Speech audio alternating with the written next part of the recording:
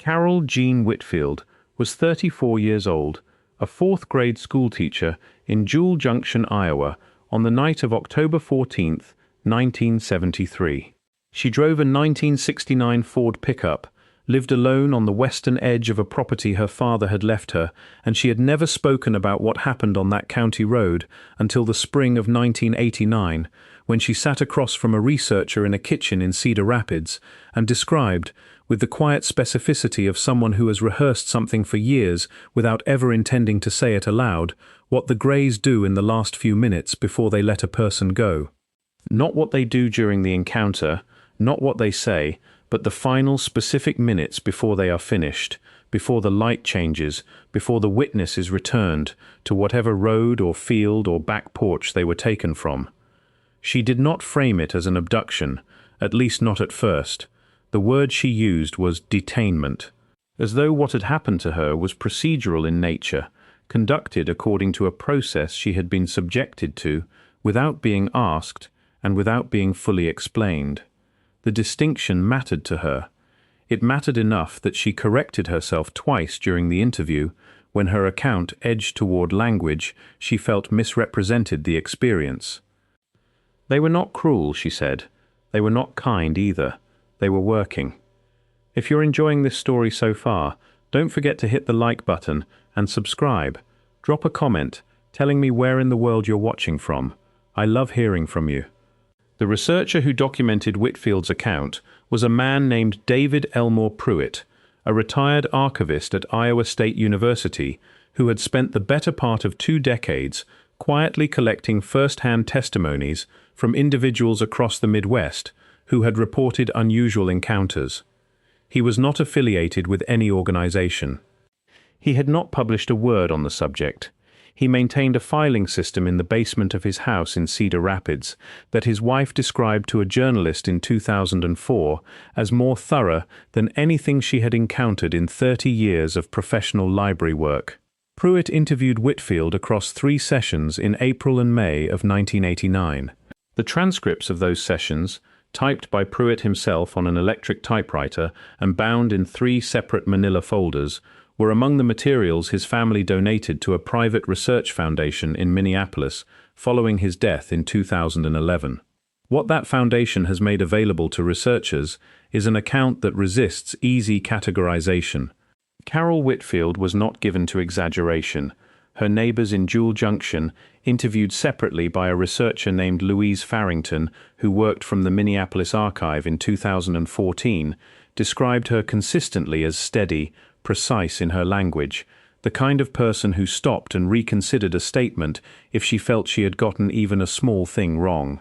The principal at the school where she taught from 1968 through 1991 told Farrington that Whitfield was the only teacher on staff who kept her lesson plans filed in triplicate.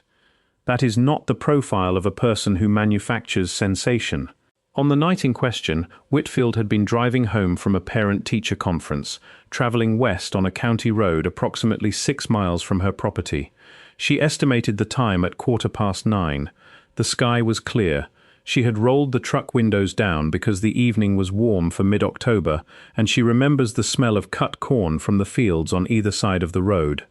She remembers that detail with a particular precision because it was the last thing she registered from the ordinary world before the truck engine died, the headlights went out, and the road in front of her became briefly, completely, uniformly dark. Then the light came from above. She does not describe it the way people who have constructed a story tend to describe it. She does not reach for scale or grandeur. She says it was white, even, and sourceless in the way that light, in an overcast sky, has no single origin point, no beam, no edge you could mark with your hand. The truck was stationary, she had not braked, the truck had simply stopped, and she was no longer certain she could move her own hands. What followed, she told Pruitt in their first session, is not something she can account for in terms of continuous time. She remembers being in the truck. She remembers being in a room that was not the truck.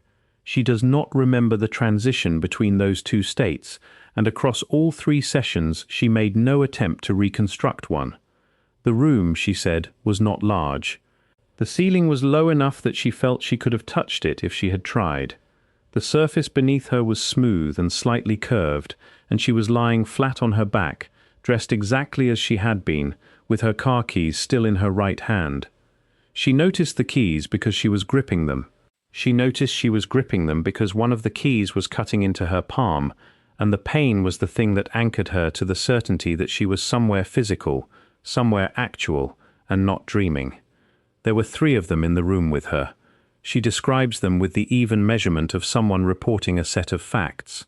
Approximately 4.5 feet in height, grey in colouring, a grey she compared to ashwood, not quite silver, not quite brown, with a quality to the skin she could not name precisely, not smooth exactly, more like a surface that light did not cling to the way it clings to human skin. Heads that were large relative to their bodies in a way she recognized consciously, because she had seen that proportion in drawings before, and then set aside immediately, because the drawings had not prepared her for the quality of presence they had. The eyes were large and dark, set wide, with no whites visible. The mouths were narrow, barely registered. The hands, which she observed in particular because one of them touched her left forearm at a specific point just below the inside of the elbow, had 4 fingers, each one slightly longer than she expected, moving with a deliberateness that did not feel like touch. More like measurement. She was examined. She uses that word throughout Pruitt's transcripts without variation. Not tested, not studied. Examined, the way a physician examines a patient, with methodical attention that follows a sequence. The examination lasted, by her reckoning, somewhere between 20 and 30 minutes, though she acknowledges that estimate is unreliable.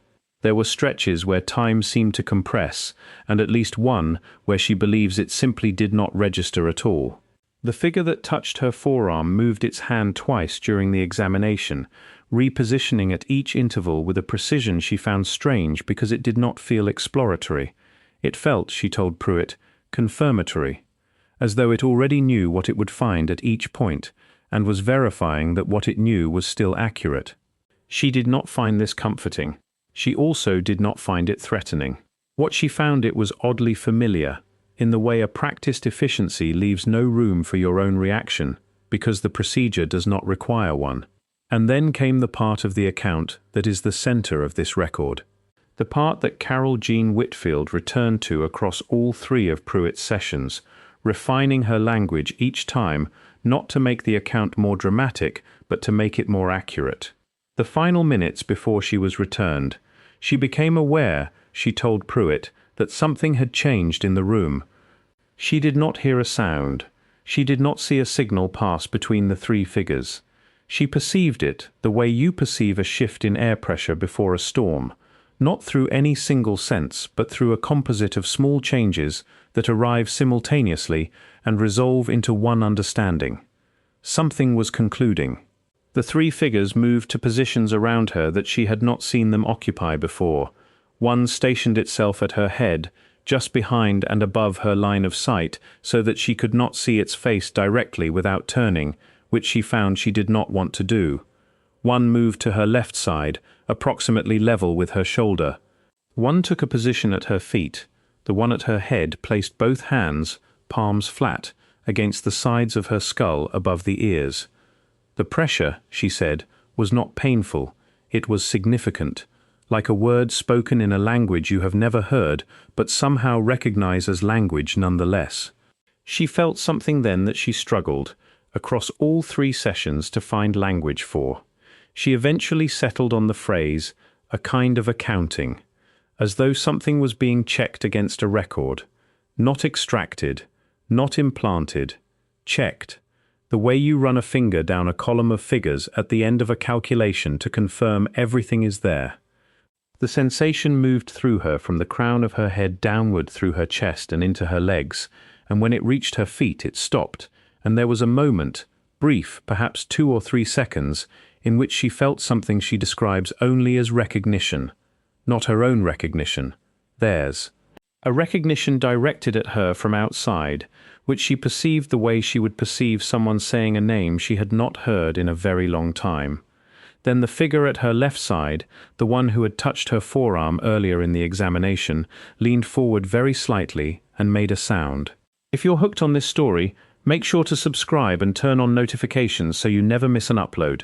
Your support means everything and helps me bring you more emotional stories like this one. She was precise about this with Pruitt, and she returned to it in each of the 3 sessions, as though checking her own memory of it the way the figures appeared to have checked her. It was a sound, not a voice. It did not come from a mouth producing words in any conventional sense. It was a resonance, low and sustained, lasting perhaps 4 seconds, and it produced in her chest a physical vibration she could feel against her sternum. She did not understand it as language. She understood it, she said, the way you understand music, which does not use words but still means something specific. She understood it as completion, as the formal close of a transaction. Then the light, then the road. Then the smell of cut corn and the car keys still in her hand, and the truck engine running, headlights on, her foot resting on the brake. She checked her watch. It was 14 minutes past 11. 2 hours had passed in what felt to her like a single breath. She sat for a moment in the truck. Then she put it in drive and pulled forward, and the fields on either side of the county road were exactly as they had been. The corn cut low, the rows dark in the headlights, the air still carrying the warm, particular smell of October in central Iowa. She drove the 6 miles home, and the only coherent thought she could locate for the entire drive was a single word. Finished. Not safe, not afraid, not uncertain. Finished. She made herself a cup of tea, sat at her kitchen table, and wrote 6 pages of notes in the composition notebook she kept for lesson planning, recording everything she could remember in the order she could remember it. Those 6 pages are in the second of Pruitt's manila folders. The handwriting, Farrington noted in her 2014 assessment, does not show the kind of tremor or disruption consistent with extreme emotional distress. It is, she wrote, unusually legible. Whitfield did not speak about what had happened for 16 years. Not to her sister in Ames, with whom she was close, not to the doctor she saw 6 weeks later, when she noticed that the skin on the inside of her left forearm, precisely at the point where the grey had touched her, had developed a faint discoloration, circular, approximately the diameter of a large coin. Her doctor recorded it as an atypical dermal response of unknown origin and recommended she monitor it for changes. It persisted for approximately 3 months before fading without explanation. There is no corresponding entry in her medical file explaining the cause, because no cause was ever established. When Pruitt asked her why she had finally decided to speak, she said she had read an account in a small circulation magazine dedicated to unusual experiences that described a detail she recognized. Another witness, unnamed in the article, had described a resonant sound made by one of the figures in the final moments before that witness was returned.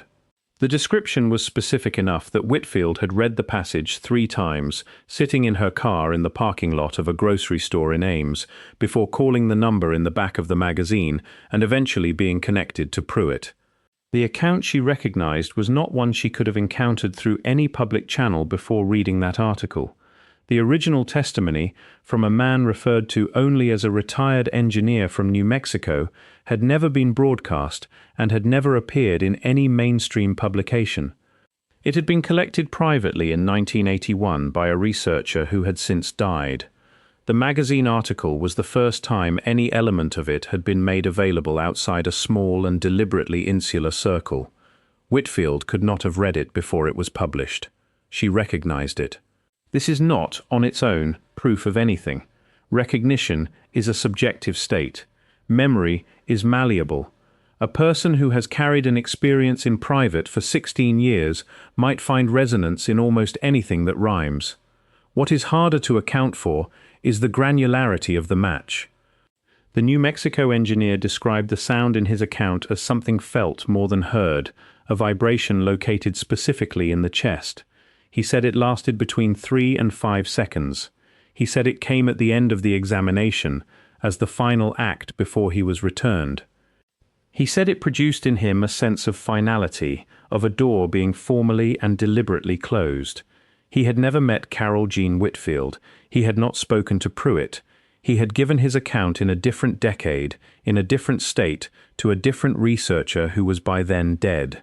Louise Farrington, in her 2014 assessment, identified 3 additional accounts that contained a comparable description of these final minutes.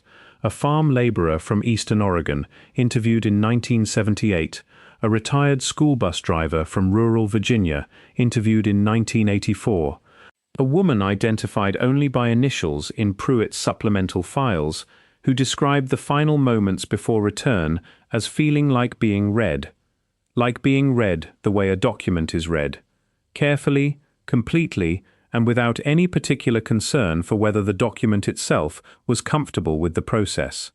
The Oregon laborer, a man named Ray Colvert, who gave his account to a researcher affiliated with a private study group in Portland, described the sound in his final minutes as something his teeth responded to before he properly heard it, a frequency below the threshold of clear hearing that he felt first in his back molars. The Virginia driver, who gave her account to a retired Air Force chaplain in 1984, whose name the chaplain chose not to publish, described it as the sound a room makes when it stops holding its breath. These are not the same description in language or in metaphor, but they are describing the same moment, arrived at from the same angle, in language that could only have been found by someone who had experienced the thing from the inside. The specific detail of the hands at the skull, palms flat, positioned above the ears, appears in the Oregon laborer's account, in the Virginia driver's account, and in Whitfield's account. None of these 3 individuals had any documented contact with each other. None of their accounts were publicly available at the time any of the others gave their testimony. 3 separate people, 3 separate states, 3 separate decades, the same position, the same hands, the same moment. Farrington submitted a summary of her findings to the Minneapolis Foundation in late 2015. The summary noted that in none of the 5 accounts did any witness describe the final procedure as communication. None of them reported receiving information or having a question answered or coming away understanding something about their situation that they had not understood before. The final minutes, across all 5 accounts, were exclusively and consistently directed at the witness as an object of examination rather than as a participant in any kind of exchange. What was being done to them. They were not consulted about it. They were not explained to afterward. And then they were released back into the world they had been taken from. When Pruitt asked Whitfield directly, in their final session in May of 1989, what she believed the purpose of the final procedure was, she was quiet for a long time before answering. She said she did not believe it was hostile. She said she did not believe it was benevolent in any way she had a word for. She said it felt, and she paused again before finishing the sentence, the way a census feels, the way a careful, impersonal inventory of a thing feels when the thing being inventoried is you.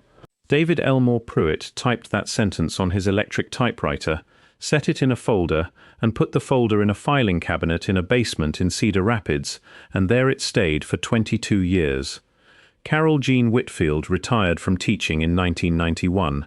She still lives on the property her father left her, on the western edge of Jewell Junction.